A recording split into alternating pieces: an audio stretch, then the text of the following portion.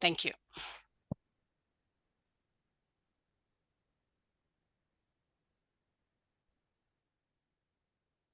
Okay.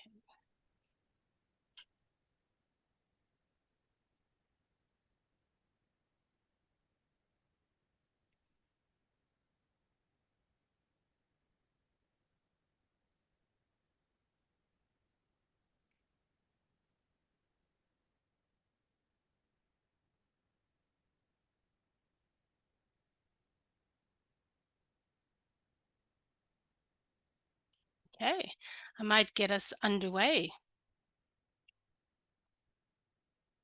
Okay.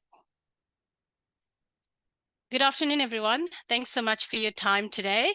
Before we begin, I would like to acknowledge the traditional owners of the land that I live and work on here in New South Wales, the Darug peoples who have occupied and nurtured this land for thousands of years. I pay my respects to their elders past, present, and those young ones emerging. And I extend that respect to the traditional custodians of the land that you are coming from today. And I encourage you to identify the Aboriginal land and share that in the chat with us today. Okay, my name is Shamila Tofi. I am the Program Manager of Partnerships and Events at IDP, and I look after the AIEC conference. On behalf of IEAA and IDP, thank you so much for joining us today. We are absolutely delighted to have you with us, and we are excited about the call for proposals opening. And we'd like to welcome all our colleagues from around Australia and overseas. Very big welcome to you guys. So joining me today is, for this session, would be Louise Gould, our program chair for AIEC, and Tanya Veals, the new program coordinator for AIEC. And we also have our marketing and communications manager here as well today. So that's our AIEC team. We're here to support you today, but we're also here to talk about the call for proposals. So just a bit of housekeeping. Excuse me, there are members of our program and steering committee here today, and they can provide some advice and guidance as we move through. Excuse me. If you are here, please acknowledge in the chat and let us know that you're here so we know we can call upon you for some further advice. We have lots to get through today, but first, some important announcements. So we'll take questions at the end of the webinar, but we will also take questions relevant to the sections that we're going to go through today. So please post them in the Q&A section of the webinar. If we can't get through all your questions today, we will answer them offline and post some of them on the website as well, just so that you have them readily available for you. The recording of this video will also be available on the website from tomorrow, and we will send some communications out to alert you of that should you have to leave early today. Just wanted to put some key dates out there just so that everyone's aware. This is on our website. So as a primary contact, or if you do become a speaker at the conference, there's some important dates you need to be made aware of as we move along the timeline.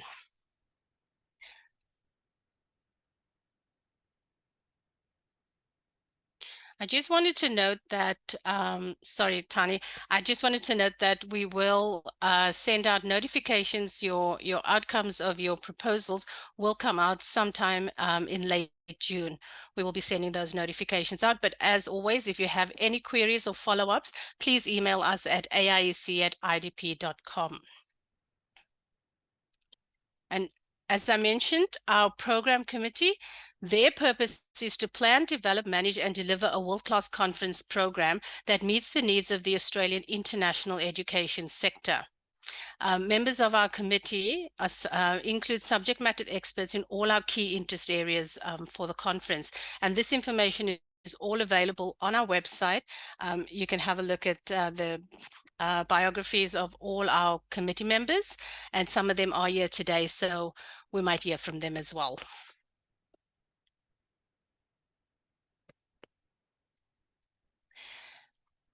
As you're aware, we are 7 months away from hosting AIEC in Melbourne this year. The dates are the 22nd to the 25th of October, so a little bit later than last year. Our focus is on the in-person experience. As we know, that's what everyone wants nowadays.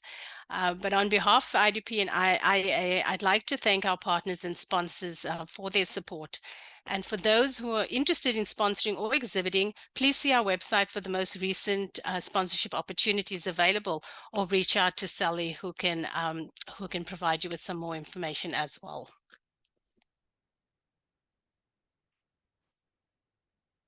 To stay connected and get timely updates and news regarding the conference, you can follow us on social media, or you can sign up for our newsletters, so you can do both. If you have any questions and comments, please just send us an email and we'll be happy to help you out. This year, it is again an in-person event. Some sessions may be available on demand where we will record them, but we won't live stream. But more information on that will come later on as we nut out the details. And all speakers are expected to attend and speak in person this year. Okay, so what we'll cover today. We're going to look at the theme. We will have a look at the review and selection criteria for the proposals. We will have a look at the key interest areas that I mentioned earlier as well. We're going to look at this year's session types. We will tell you what's new for 2024's call for proposals process, and then we'll come around to some tips for your submission to strengthen it, and then we'll have some question time. If you have any questions, as a reminder, please pop them in the Q&A box, and we will endeavor to respond them during the course of today's session. And I'm now going to hand you over to Louise Gould, our program chair for AIEC. Louise, over to you. Thank you. Hello, everybody, and welcome to our webinar. My role, as you've heard, is as program chair for AIEC. So I sort of lead the program development, so the content side of things. And every year, as you know, we come up with a theme. This year's theme is the human element. There's so much talk about IT and AI and tech and everything that sometimes we forget about. This is about people.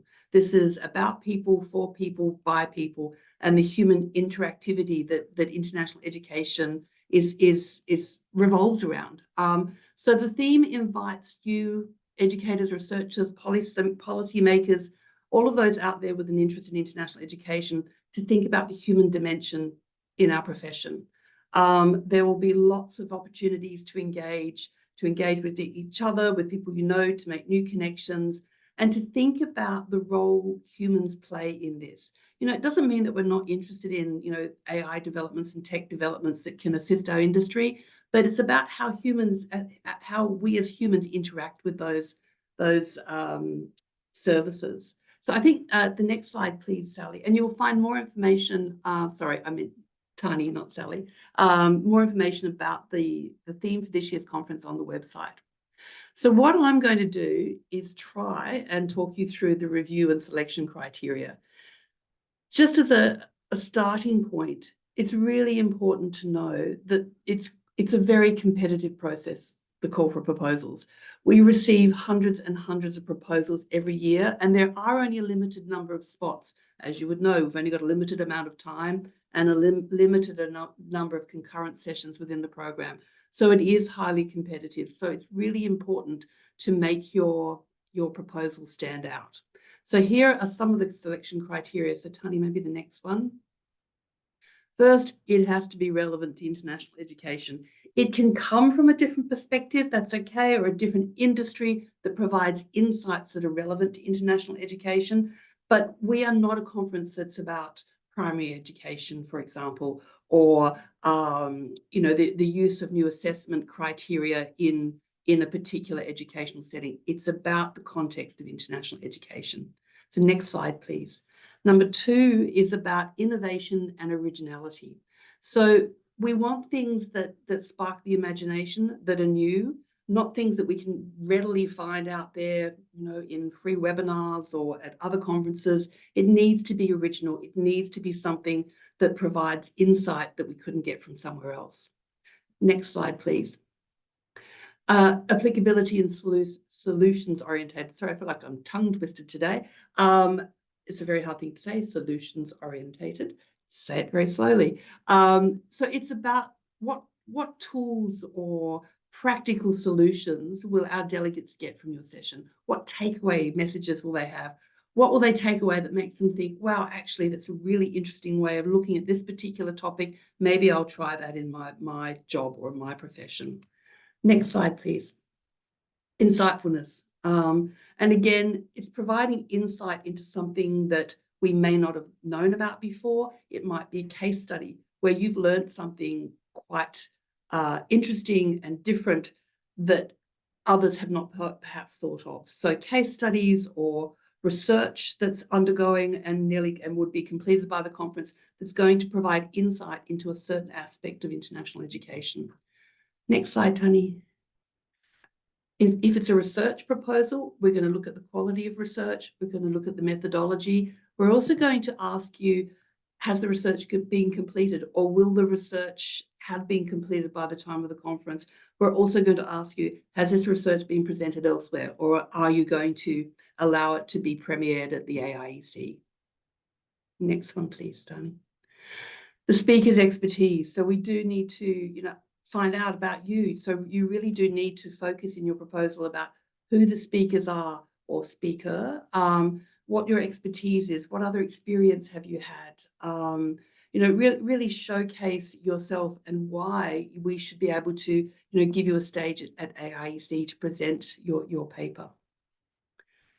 The other thing, just while while I'm thinking of speakers, if you've got an international student that you could bring into your session to bring out the student voice, the student opinion, or an alumnus opinion, that would be really worthwhile thinking about as well.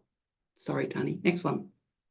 Number 7 is we have a non-commercial policy, so it can't be a sales pitch. So we will not accept proposals that are clearly promoting a certain product or a certain company. It has to be more than a commercial pitch. Number 8 is the summary. So you'll again find this, as you can see on the bottom of the slide, on our website. So just think about, is this relevant to international education? What's innovative and original about my idea or my proposal? How applicable is it for people working in various aspects of international education? And what takeaways will my audience have from this? What solutions or practical applications am I providing them with? What insights am I giving the audience? I think we must have missed a slide on evidence-based. I think I skipped over that. And is it based on evidence? What's the evidence to back up what you're presenting? We look at the expertise of the speakers, and as I said, definitely no sales pitches. If you're interested in selling products, there's always the expo side of it, and you could talk to the team members afterwards.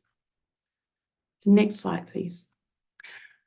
We then, apart from the selection criteria, we have key interest areas within the program. Many of you who have been at AIEC before will know that we categorize our sessions by particular areas of interest. So we'll just run through them fairly quickly so that you're aware of them.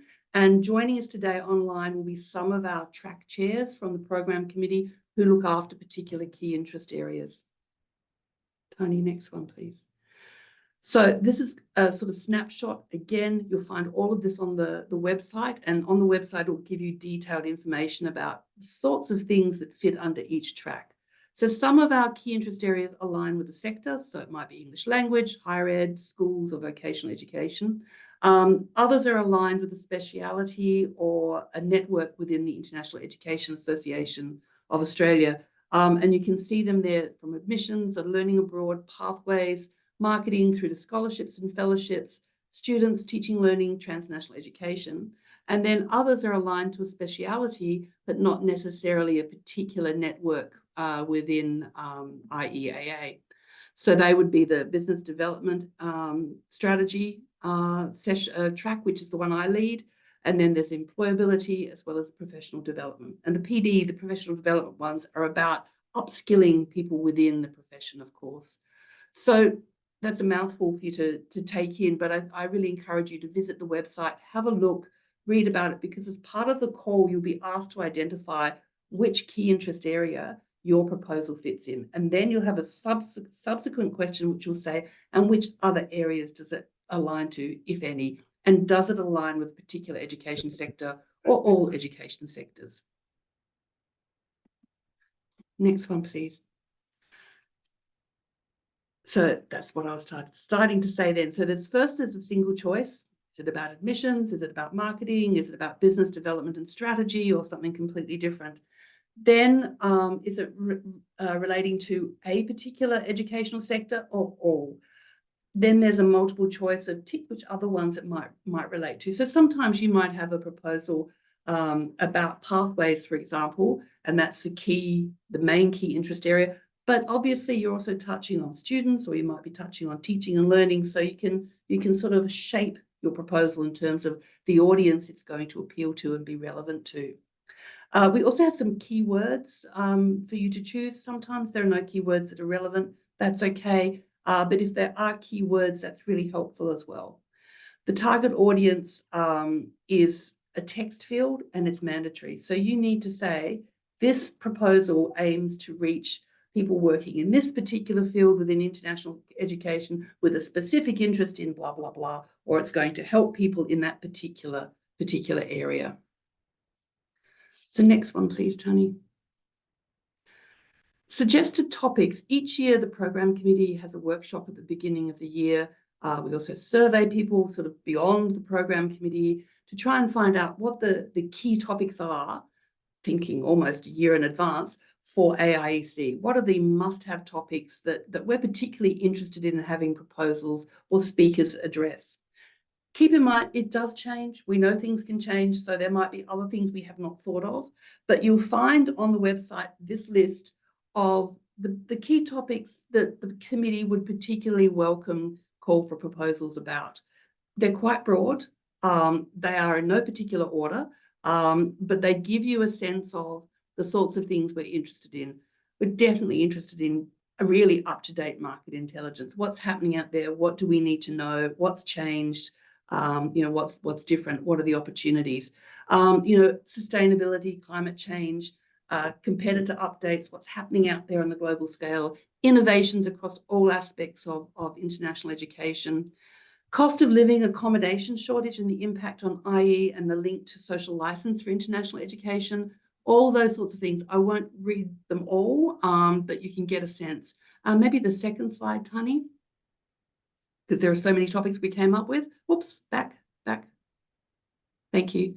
So this one, again, people are really interested in knowing about partnerships, but the more how to, who with, how do I know this is the right partner? How do I make this work? Those sort of practically oriented sessions are really popular.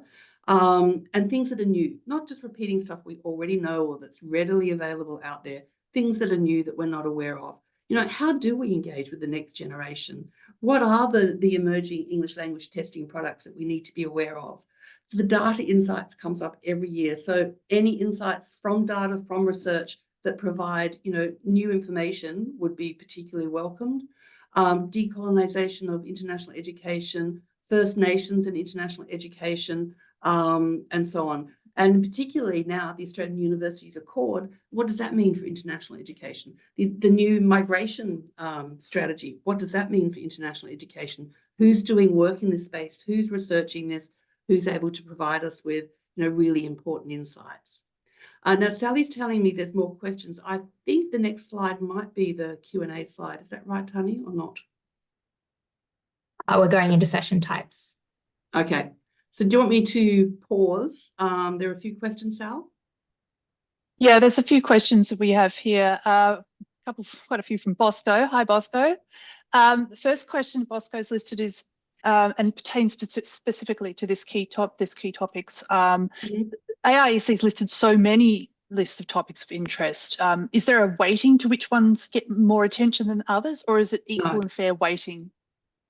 No, the answer is no. There's no weighting to any of these topics. What we don't want, though, is everybody to put a submission in on only two of them, because we want diversity within the program. Diversity is really important.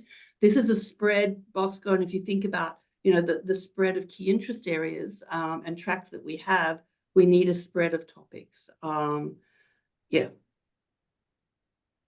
Any other, Sally? Yes, they're a bit more related to speaker submissions and panelists and where things should be included in the abstract. So I think we would move on until the end once we've covered off those topics. Yes, please. Yeah. Okay. So I think we keep moving, Tani, to the next one. Sorry, everybody. There's a lot of information to get through, so we'll try and keep it moving. So session types. Sometimes it changes a lot each year. Sometimes it just changes a little bit. So I'll just, hand over. Am I handing over? No, it's me doing this one too. Okay. That's fine. So the session formats this year that you can opt for through the call for proposals are Inspire presentations, panel, presentation, cafe, or campfire. I'll quickly explain what these things are. And I might I'll go from left to right. The Inspire sessions were something that we introduced, I think last year or during the virtual session with COVID, that worked really well. Now, these sessions allow someone to put in a proposal where they have 14 minutes of presentation time. It's sort of 15 minutes, but the 1 minute allows for you to be introduced, basically. That you get 14 minutes of dedicated presentation time. We group them. So 3 Inspire sessions per 60-minute session slot, if that makes sense. And we leave at the end 15 minutes for Q&A. We're still sort of working out whether it's Q&A at the end of each presentation or at the end of all 3. It depends how we group them. They're different. It'll be at the end of each presentation. So you actually have a captive audience for 14 minutes of your time. The panel sessions are 60 minutes, 3 to 4 speakers. You get around, 40 minutes presentation time. So if you've got 4 speakers, it's, 10 minutes each or so, 12 minutes if there's 3, and Q&A at the end. So the panel sessions work with, a group of people all talking about the same topic that have put in together to talk about this particular topic, maybe coming from different perspectives. The presentation is a 60-minute presentation time. There is Q&A at the end. So it's usually about, again, 50 minutes presentation, 10 minutes Q&A, or, 45, 15. That is usually 1 to 2 presenters presenting on one particular topic. There aren't a lot of presentations we accept through the call. I'll be quite frank. They have to be pretty outstanding for a presentation of one person to be accepted. It just depends on the person and on the topic and the information being presented. Cafe sessions, again, all of them are, in terms of a session slot, 60 minutes, 3 or 4 facilitators. There are no presenters. The idea of a cafe session is you've got people in a room sitting at sort of, round tables, cafe buffet style, however you want to describe it, where the groups are talking about a particular issue, sharing it with the whole group. They're very interactive. Campfires are less formal, so that's why we've got this arrow from formal through to less formal. Campfires are a group of people getting together to talk about an issue or a topic of common interest. It might be hot topics in the school sector, and people from the school sector are coming together to have a discussion. There'll be, we say no facilitators, but there's sort of someone that just makes sure things keep moving, that everyone's, understanding the process. But they're a nice informal way of having an unstructured conversation about a particular topic. I think that covers all. Again, have a look on the website so that you're really clear about how each session format works and that you're picking the right session. You can also opt, if you, for example, put in a proposal for a panel or a presentation, you can also opt and say, I'd be happy if I don't get this 60-minute slot, I'm happy to be considered for an Inspire session, or I'm happy to be considered as a speaker on another panel. So there are options because, as again, I said earlier, there are only so many sessions and we always get more proposals than we can accommodate. And it's not that you're no good, it's just that there are only so many slots available. Next slide, please, Tony. Okay, this is a change for this year, and it will be summarized again at the end. Up until this year, we have asked people submitting through the call for proposals to nominate a chairperson. We're changing that this year, and a chairperson will be allocated to you by the program committee. Now, we've done this really to make sure that there's a great balance in the session, that we've got diversity among the speakers, both in terms of gender, background, expertise, and organisation. So it allows for greater balance of opinion and presenters in any one panel session. We'll also be making sure that we've got then a balance across the full program, because as you can imagine, it's quite a juggling act if same people keep popping up over and over in sessions to try and figure out where we schedule those sessions so they're not competing with each other. So by the allocation of chairs, we will control that as well. Next slide. And back to, is it Shamla? Before you move on, Louise, there is a question. Yep. Ching Mei has asked, is there an option to have a combination of 2 session formats, say part presentation and part cafe campfire? No, sorry. Short answer. Yes, No, it becomes far too complicated. Interesting concept, but no, at this stage, it's one or the other. And as I said, and you can have a backup saying, if you go for a cafe, but you're not sure you're going to get that, you can opt for an Inspire session or to be part of a panel. No problem.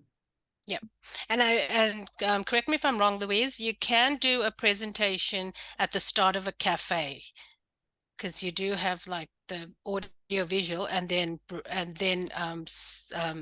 break into your cafe. Yeah, it's correct? very, very short though. It's not Yeah. really, it would be like a 10-minute sort of scene setting Okay.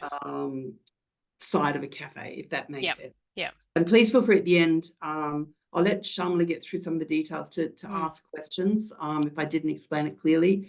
But yeah, the cafe, there's someone who sets the scene, and then you go off into your tables. The idea of the cafes in particular and the campfires is they're highly interactive, because a lot of the feedback we get after the AIECs is we want to see more interactive sessions. We want to be able to participate in the sessions and provide our opinions and ask questions. And there's often not a lot of chance in a 60-minute presentation or in a panel session for the audience to really get involved. So think about that when you're designing your proposal or conceptualizing it, that do you want this to be really interactive, or is this more about an information download? Does that make sense? Yeah. Okay. Thanks, Louise. Okay, just quickly, we're excited to let you know that brain dates are back this year. They can only be in person. You won't need to submit a proposal for a brain date topic. It'll be available to all our delegates closer to the conference date. So we will launch the brain dates. If you are interested in becoming a brain date ambassador, let us know, and we will keep you on the list and be in touch on how you can make the brain date experience better for everyone. We found that last year, sorry, Tanya, just on the brain date topics. We found that last year that many of our speakers, especially for those short presentations, found that brain dates were very useful to have more intimate or casual conversations after they presented. If they didn't have it, like, for example, the Inspire sessions, they didn't have time to do Q&A, or they didn't have time to meet with the speaker can always create a brain date and invite those delegates to come and meet them at the Brain Date Lounge. But more details on Brain Date is on our website, and please do reach out if you are interested in being an ambassador for us. I will now hand over to, I think it's Tani. Over to you. Yes, it is. Moving into some top tips for your submissions, and some of the questions that are coming through might be answered in this section, hopefully. So first of all, first tip is to pick the right session type or format for your content. Now, we've just gone through all the different session types, but one of the most important things to do is when you're putting a proposal together is picking the right format for your topical content. Remember that there are very few spots available for the Inspire sessions and the 60-minute slots. And make sure that you pick a 15-minute if you only have 1 or 2 speakers from the same organization. And especially for the 60-minute sessions, make sure you explain in the run sheet how you will actually use the time. For these, don't include more than 2 speakers if you don't have to. Tip number 2 for you is ensuring that your title is short and can stand alone. Now, what does this mean? Keep it to 100 characters max and use the abbreviations if needed. The saying of judge a book by its cover is relevant here. We need to be able to judge exactly what the session will be through the title that you choose. Use keywords in your title that will reflect the content of your session. And delegates don't often read beyond the title, so you need to capture your audience through the title that you choose. Some of the things that you need to avoid in choosing your title is making sure that you don't use the theme unnecessarily. And you can be original, but don't overdo it with quirkiness. Make sure that it's concise and to the point so that everyone knows what the session is actually going to entail. And Tani, sorry, just to jump in and say, we Yeah, don't absolutely. have hundreds of sessions that have the human element in the title. Don't feel you need to do that. Don't force it in unless it's natural. You can draw it out in the abstract. Sorry, Tani. No, absolutely. That's a great point. It doesn't all have to be completely centered around the theme, just as long as it reflects what the session is portraying. So number 3 is write a strong and succinct abstract. Make sure that you're setting the scene, offer context. For example, what's the challenge you're trying to solve? Explain the method. How did you go about it? How many people did you survey? How did you get your information for this? And think of the abstract as a bit of a movie description in a Netflix catalog. That's really going to give us a great insight to what the presentation is going to be. Next tip, clearly articulate the learning outcomes of your session. This helps the program committee understand the key objective and the value for the audience. You need to make it very clear so that through the review process, we know exactly what the outcomes are for the session that you've proposed to put in. Make sure that you make it clear that when the audience leaves the room, what will they have taken away from this session? And it's okay if you only have one objective. You don't have to put in multiple objectives. Just make sure that it's very clear what the actual objective is and outcome will be from the session.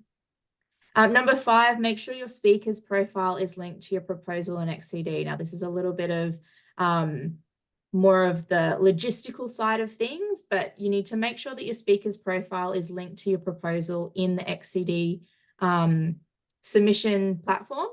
The XCD proposal allows you to submit a proposal online anytime before the 12th of April when proposals close. And the proposal process is in 2 separate steps. First, you have to fill out the online questionnaire, filling in all of your abstract and all that information that we've spoken about before. And then after that, you have to add your speakers onto the proposal submission. The second step is often overlooked and people just list or mention speakers in the proposal or step 1.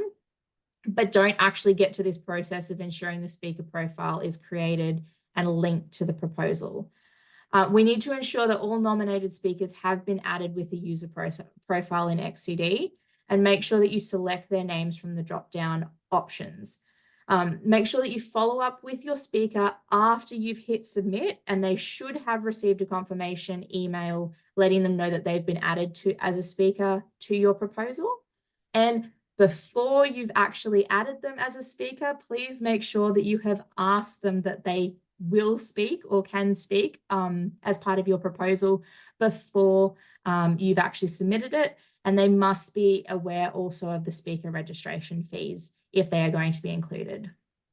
The system will automatically assign the submitter as a speaker, but if you are not a speaker and you're just submitting the proposal on behalf of someone, you can make sure that you remove yourself as a speaker.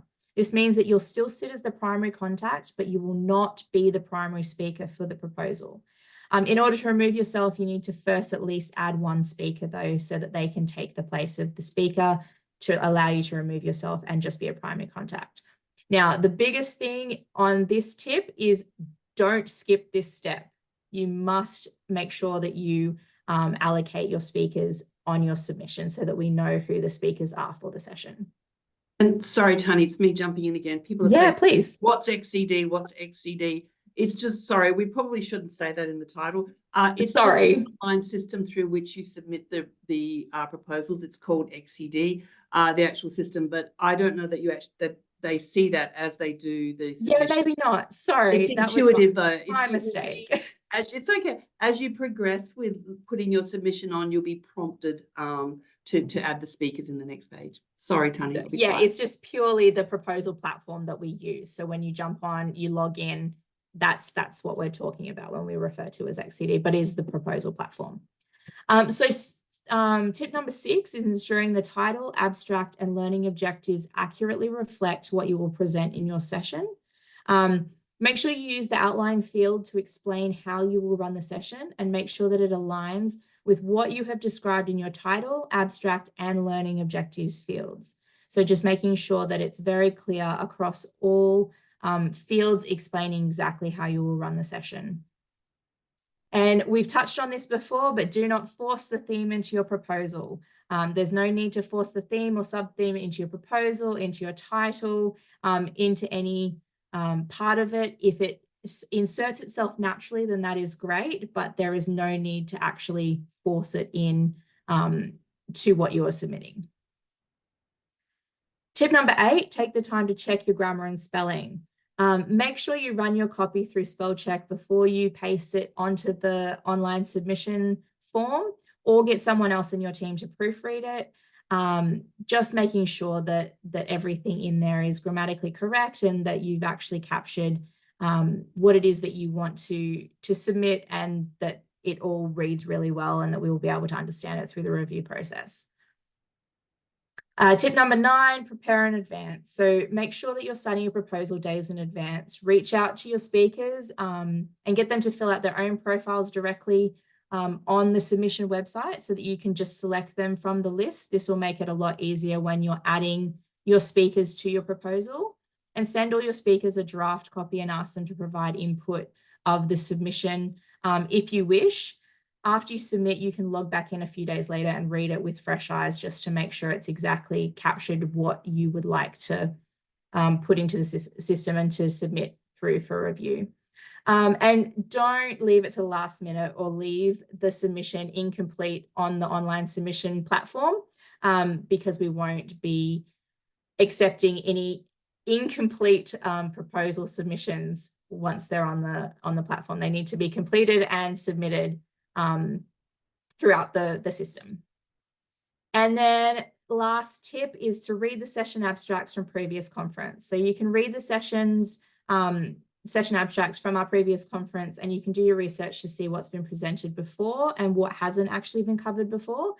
You can check programs from previous years. You can view them in full on the website. You can have a look at previous years. Last year's online program is there as well. You can see the agendas, presentations, and highlights review, so that you can go and have a look at some of the things that have been accepted and gone through, and some of the things that we haven't actually had presented at our conferences before as well. So to recap, these are the top 10 tips that we've got to share with you today. But as with everything else, you can read more about this on the website, and you can go back and remind yourself sort of the tips that we've put through to make the submission process hopefully easier for you as well. So what's new in the 2024 call for proposals? So we've made a few slight changes to the questions in the submission form. Some of these include that we want to know if you've presented or chaired at AIEC in the past 2 years. We want to know if you're currently a PhD or Master's by Research student. As Louise mentioned before as well, we want to know if an international student or alumni will be one of the speakers as part of your proposal. And if it is a research proposal, has the research or will the research be completed by the time of AIEC? Also, you will not be asked to nominate a chair. Also, as Louise has mentioned before, the committee will be assigning chairs to the sessions. We also have changed the submission form slightly, and you can now save your submissions online as a draft and finalize it later. But as I mentioned, please ensure that you do finalize all submissions, as we will not accept incomplete submissions for review.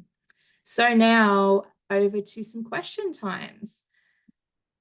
Yes, do we have any questions? We do. We have another Perfect. one from Bosco, who says, I've been asked to potentially represent 1 to 2 other speaker submissions as a panelist. Would this affect my own submission?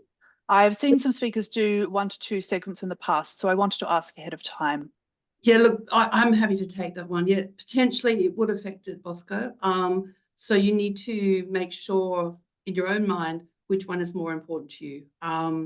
The reason we say that is we just can't have the same people popping up over and over again across the program. Delegates need diversity of topics as well as of speakers. And look, it's, it does happen. Sometimes it happens because at last minute somebody's sick and they replace them with someone who's already at the conference, and we understand that. But look, ideally, we don't want people possibly in more than 2 sessions, I would be saying. But that's just that's not a rule. That's just a rough Louise estimate.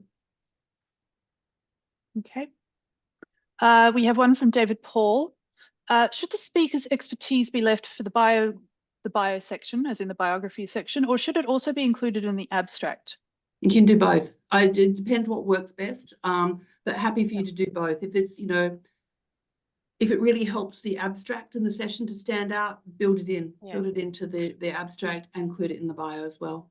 Yeah, I just got something just to add to that, Louise. If you do have it in the bio section, it will come up at every in the person's profile. So when you look that speaker up, it'll show in their profile. But if you put it in the abstract, it will also showcase that particular proposal. So yes, but I would also suggest if you are putting it in the abstract, just really high level, an expert in blah, blah, blah will be presenting on, research findings or whatever. Don't go into detail because that'll start to eat into your word limit. Okay. Another one from David Paul. I intend to submit a proposal for the Inspire presentations based on original data for my PhD research. But for attendees to learn more about the PhD project broadly, should this be under cafe or perhaps campfires? If it's just, so I'm assuming it's one person's research. Not sure. I would say probably an Inspire I would go for rather than a full 60-minute session, because the others you have to remember are 60-minute sessions. So I would be recommending, I think, an Inspire. You could potentially do a brain date as well. Thanks, Alison. I can see Alison White's popping in there with some answers. Yeah, or just a brain date. It just depends how niche the topic is. Yeah. And that seems to be it. If you have any other questions, please fire away. I do have 2 participants have their hand up, but they haven't responded to my chat. So I might ask Michael White, did you have a question? They're not there. And there was Utsav. Utsav, you had your hand up as well. No. Maybe it was in error.